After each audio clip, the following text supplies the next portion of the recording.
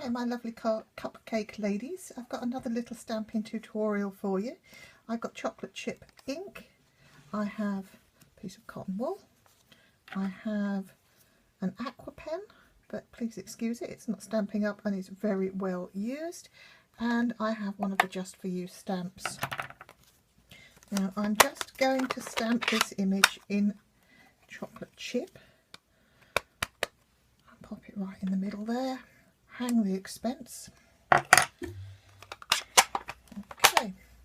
now using your little watercolour pen, you can move this colour around by making little circles against the outline of the stamp. So I'm going to move the piece round and hope it's still in focus, and I'm going to make little circles with my water brush, moving the ink along the image as I go, just picking up tiny piece of ink as I complete each circle,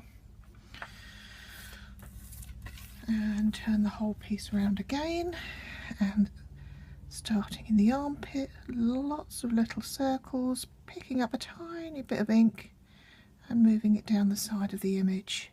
Because the Stampin' Up! Inks are water based, it does mean they're very easy to move around. And for the joy of this technique, one is it's going to be really easy for your students. It gets a really good result, and what's interesting is it sometimes, usually more likely on watercolour paper, is it brings out the different colours that are actually in the ink. So turn the piece around again. We've just got her hat to do. Making sure you're working against the outer aspect all the time, and there you go, one watercoloured lady. This one is on Whisper White. I'll do the same thing again for you on watercolour paper. Okay, so here's the watercolour paper. That's the image being stamped. Here's my water pen, here's my piece of cotton wool, which I'll just use to dab or take off any excess that I might need to. So again, I'm going to turn the image and work against the outline, and you can see how much more colour movement there is on this type of paper. This paper also has a lovely texture as well. So tiny little circles against the outer aspect. It will be a lot wetter than the Whisper White, so you can just blot it if you need to. And also use it to take the extra water off your water brush. If you've got a Stampin' Up! Water brush, it may well be an awful lot better than mine.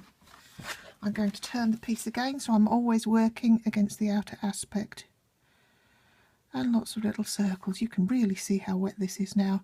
And when I say to you that this will break down into the constituent colours, you will really start to see it on this.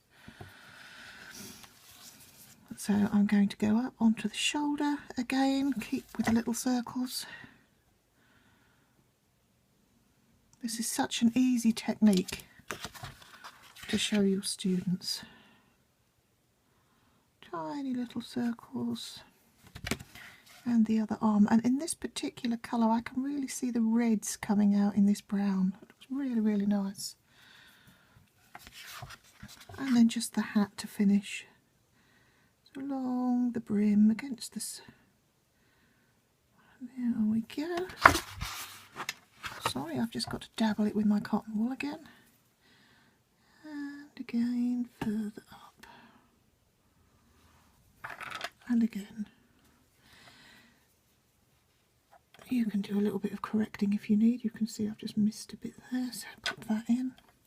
And just really so that you can see what I'm up to, and to make it really easy, especially as a teaching piece, here's the Stamp and Write marker that I've just discovered that I have in the cupboard, and I'm just going to put a line on there. Now you're going to pretend, I'll use the other end because it's a bit dry, that is the outline of your stamp, because effectively it's the same ink, it's the outline.